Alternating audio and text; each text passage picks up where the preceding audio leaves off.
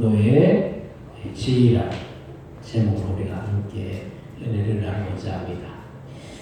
예수님을 믿는 우리와 또 예수님을 믿지 않는 세상 사람들과의 차이는 천지 차이입니다. 근데 우리는 이 예수님을 믿는다는 것과 예수님을 믿지 않는다는 것에 대한 이 차이에 대해서 별로 생각을 안 하고 살 때가 많이 있습니다. 우리는 예수님을 믿는 이 성도로서 또 성도의 지위와 신분이 달라졌다는 이 사실에 대해서 날마다 우리가 인식하면서 우리의 삶을 살아나가야 합니다. 성도는 아무리 이 세상에서 비천한 이 환경 속에 살아도 성도이기 때문에 그 자체로 존귀한 자가 된다는 것. 성도는 성도라는 이 자체로 인해서 존귀한 자예요.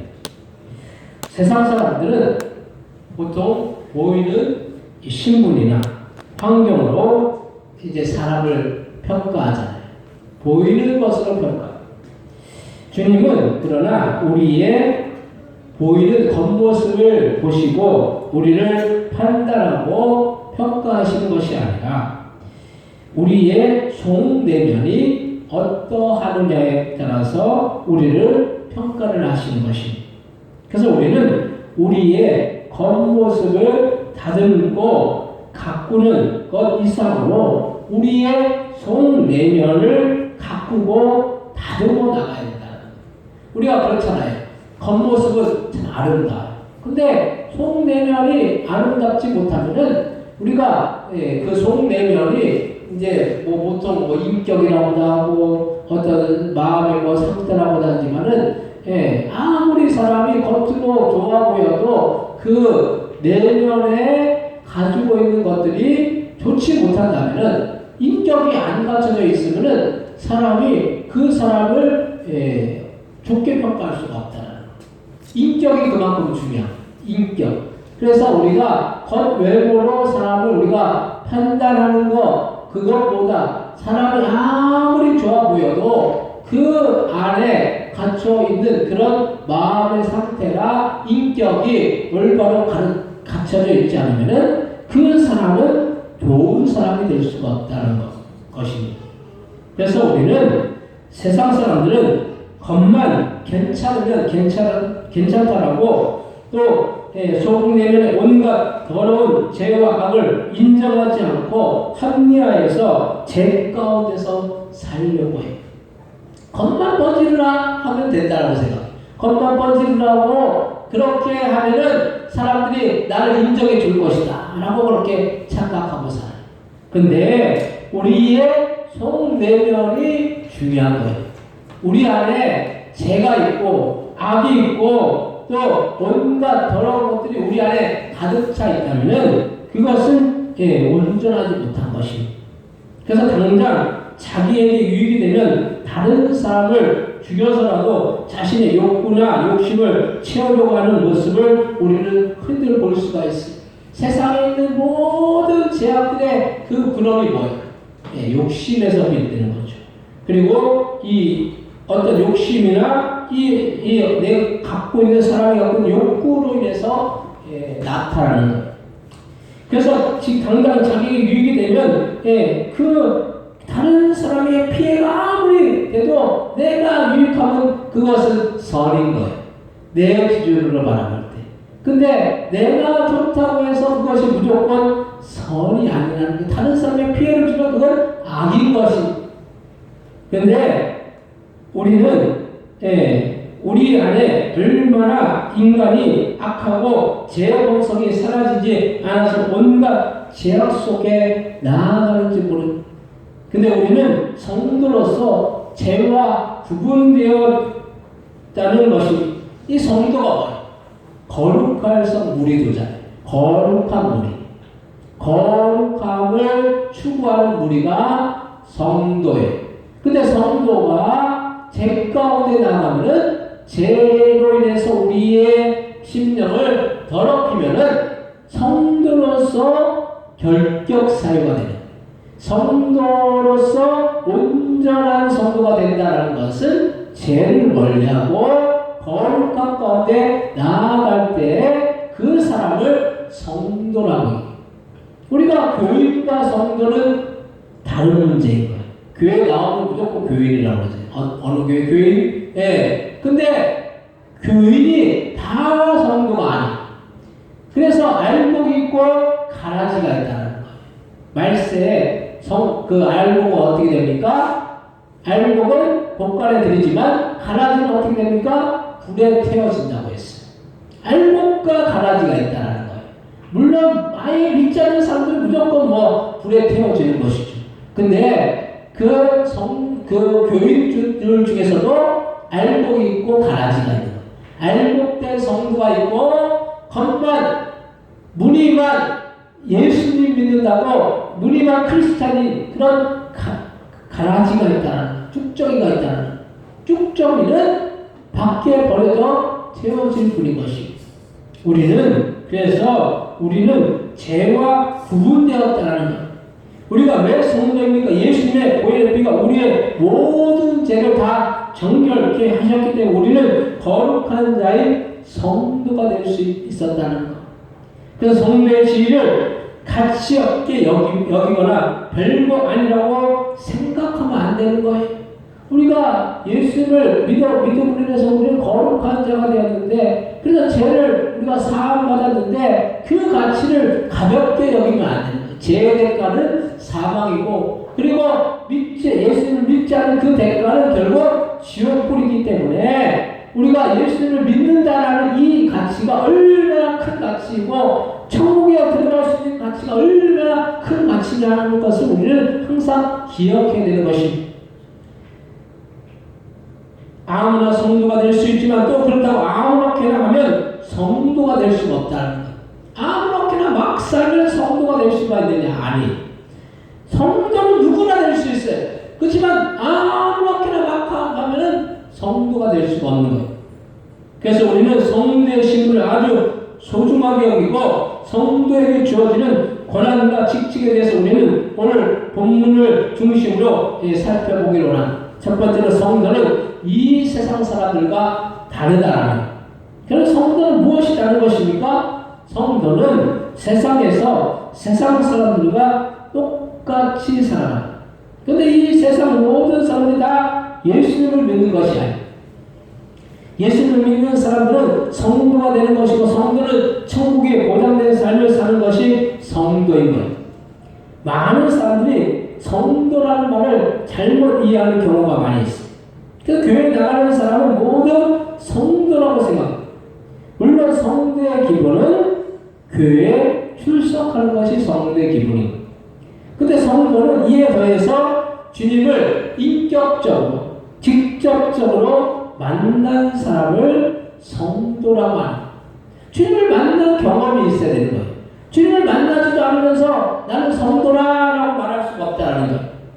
이 세상에 많은 교회에 다니는 사람들이 있지만 어떤 사람은 장사하는 것 때문에, 사업 때문에, 정치인들은 정치 때문에 교회를 다녀요.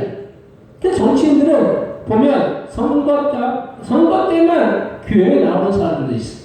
선거 때 눈도장 찍으려고, 그 표를 얻기 위해서 눈도장 찍으려고 선거 때만 되면 교회를 여러 교회를 막 돌아다니는 거예요. 왜냐하면 눈도장을 찍어서 표를 얻기 위해서. 그래서 표를 얻으려고 절도 가고 성당도 가고 교회를 가는 거예요.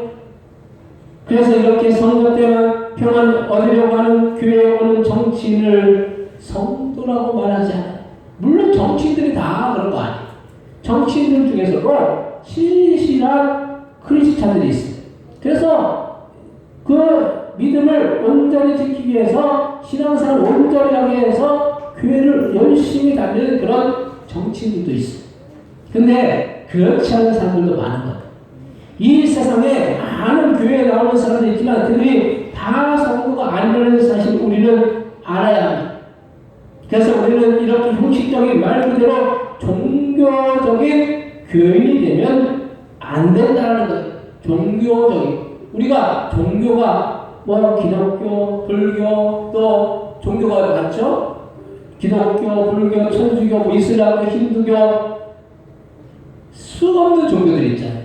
근데 수없는 이 종교들 중에 하나를 우리가 선택해서 우리가 내가 종교 생활 한다라고 그렇게 말하지만은 우리가 예수님을 믿는 것도 단순히 종교 생활로만 그치면은 그거는 한계점을 우리가 만드는 거예요. 우리는 주님을 직접적으로 말씀이나 기도나 예배를 통해서 만나야 된다는 거예요. 우리가 예배를 왜 드립니까? 주님 만나기 위해서 우리가 예배 드리는 것이죠. 세상 사람들도 교회에 오면 목사님 설교 좋은 말씀 잘 듣고 간다라고 말해요. 그 말 속에는 하나님과의 만남보다는 그냥 목사의 설교와 만남을 더 중요하게 여기는 거예요. 우리 그리스도인들은 무엇보다도 주님과의 만남을 귀하게 여기고 소중하게 여겨야 된다는 거예요. 주님과의 만남을 소중하게 여기기 때문에 예배를 안 빠지고 드릴 수가 있는 거예요. 성도는 이게 다른 거예요. 성도는 그 우선순위가 사람을 만나는 것도 돈을 버는 것도 아닌 주님을 만나는 거예요. 그래서 주일날에 딱 문 닫고 교회 와서 예배를 드려서 주님을 만나는 거예요. 어떤 사람들은 그렇게 말해요. 주일날 장사가 가장 잘 되는데 어떻게 주일날 문을 닫느냐고 말해요. 근데 우리가 성도라는 지위나 위치를 안다고 하면 우리는 당연히 예배가 더 귀중하고 소중한 것입니다. 성도는 자신에게 좋은 불이익이 와도 주님을 만나는 일을 뒤로 미루지 않는 것. 이렇게 신앙생활을 하면은 주님은 그 불이익을 더 좋은 것으로 채우신다는 거예요. 우리가 주님을 위해서 고난당하고 주님을 위해서 핍박당하고 주님을 위해서 환난당하고 주님이 다 보상해 주시는 거예요. 오늘 본문 베드로전서 2장 4절에서 6절 말씀 한번 같이 한번 보겠습니다. 베드로전서 2장 4절 6절입니다. 사람에게는 버림바가 되었으나 하나님께는 택하신 입은 보배로운 산돌이신 예수께 나아가 너희도 산돌같이 신령한 집으로 세워지고 예수로 말미암아 하나님이 기쁘게 받으신 신령한 제사를 드리는 거룩한 제사장이 될지니라. 성경에 기록되었을 때 보라 내가 택한 보배로운 고통이들을 시온에 두노니 그를 믿는 자는 부끄러움을 당하지 아니하리라 하였으니. 아멘. 예수님은 이 세상에 오셔서 핍박을 당하시고 십자가를 지시면서까지 어떻게 보면 사람들에게 버림을 받으셨지만 오히려 하나님은 그런 주님을 세우셔서 보배로운 산돌이 되게 하시고 그 산돌이신 주님으로 인해서 우리도 하나님을 기쁘게 받으실 신령한 제사를 드린 거룩한 제사장이 되었다는 것. 우리가 그래서 누구나 우리는 주님 앞에 예배를 드릴 수 있는 그런 거룩한 제사장이 된 거예요. 구약시대 때는 제사장만 예배할 수 있었어요. 제사장만 하나님 앞에 예배할 수 있었어요. 근데 우리가 예수님이 그 휘장을 찢으심으로 인해서 누구나 하나님 앞에 나아갈 수 있는 그런 은혜를 우리에게 부어주신 거예요.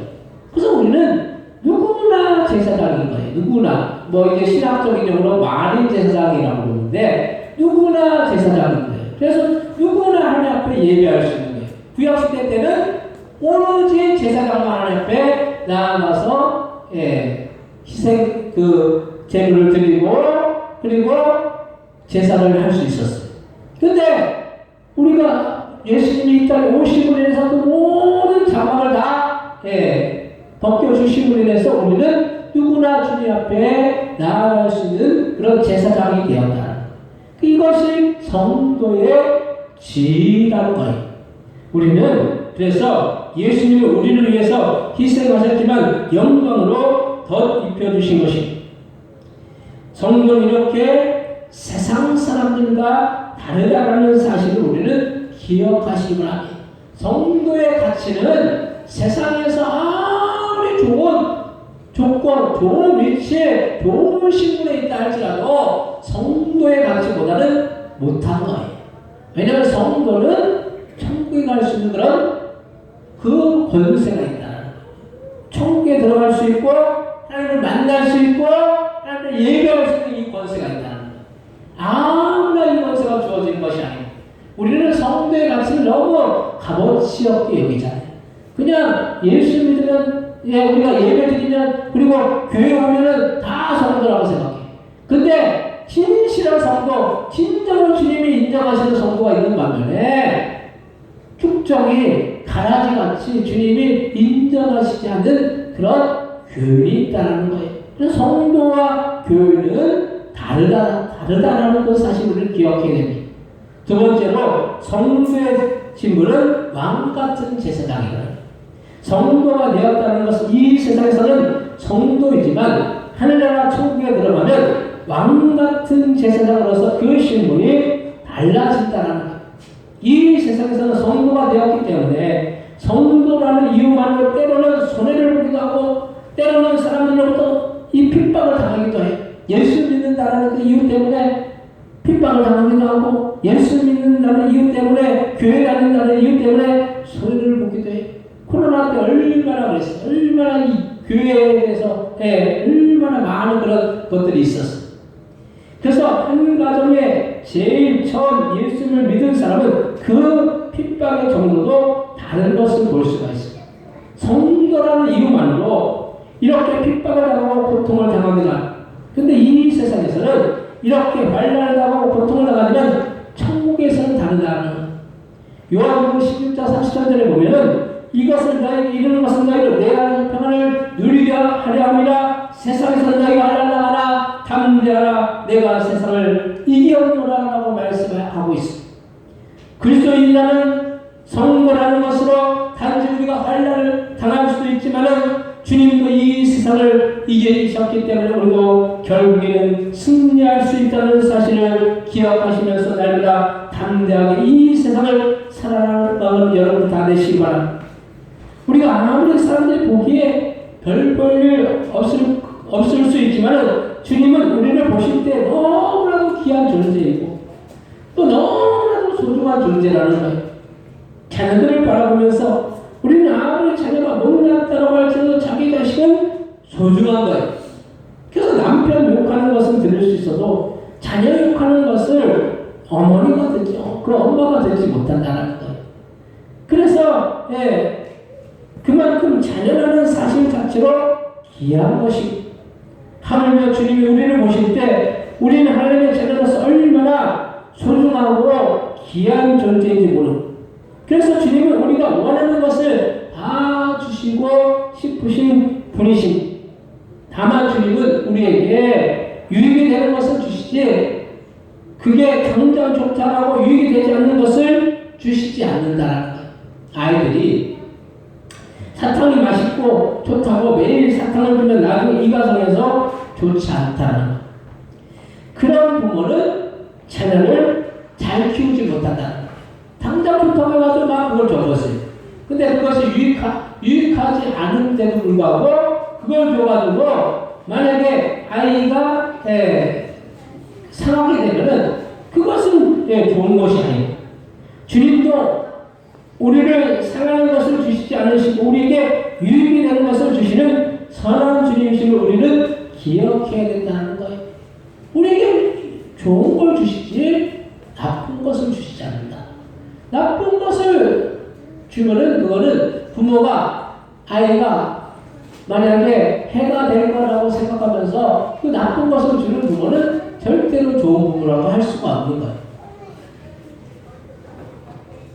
오늘 본문 베드로전서 2장 7절에서 9절 말씀 한번 같이 보겠습니다. 베드로전서 2장 7절 9절입니다. 그러므로 믿는 너에게는 보배이나 믿지 아니하는 자에게는 건축자들이 버린 그 돌이 고통의 머릿돌이 되고 또한 부딪히는 돌과 걸려 넘어지지 않은 바위가 되었다 하였느니라. 그들이 말씀을 순종하지 아니하고 넘어지나니 이는 그들을 이렇게 정하신 것이라. 그러나 너희는 택하신 족속이고 왕같은 제사장들이고 거룩한 나라요 그의 수요받은 백성이니 이는 너희를 어두운 데서 불러내 그의 기이한 빛에 들어가게 하시기에 아름다운 복을 선포하게 하려 하심이라. 아멘. 우리는 주님이 택해 주셔서 이 세상에 70억의 인구 중에 우리를 특별히 택하신 족속으로 삼으시고 왕같은 제사장이고 거룩한 나라의 소유된 백성으로 삼아주셨다는 것. 이 신분을 이 왕같은 제사장이 되었다는 것은 참으로 영광스러운 일인 것. 우리는 하나님의 나라에서 다 다스리는 왕이 되어야 하는 것이 누가복음 19장 17절에 보면 주인이 이르되 자네 착한 종이여 내가 지극히 작은 것에 충성하였으니 10골 권세를 차지하라 하고라고 말씀합니다.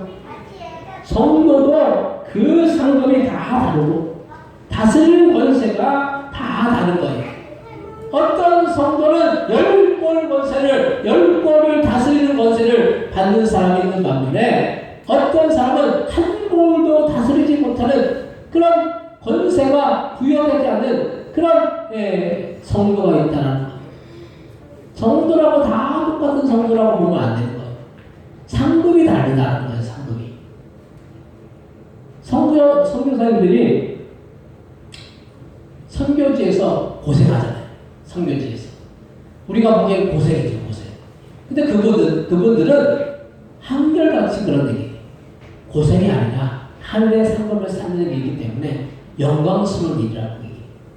우리가 생각하기에는 선교지 가면은 참 고생스러워요. 왜냐하면 환경도 안 좋지, 상황도 안 좋지, 조건도 안 좋지, 모든 것들이 부족하고 모든 것들이 어려워요.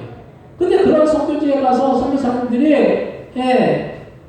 우리 교회에서 선교하는 그 캄보디아 선교사님, 그 지역이 그 캄보디아는 자체가 그렇게 썩 여건이 좋은 데가 아니에요.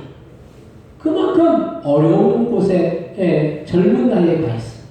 우리가 생각하기에 참 고달프고 힘들겠다. 그분이 이제 우리나라에 옛날에 나와서 이제 부모님한테 이제 가니까 애들이 옷 입을 모습을 보니까 그런 얘기를 했대.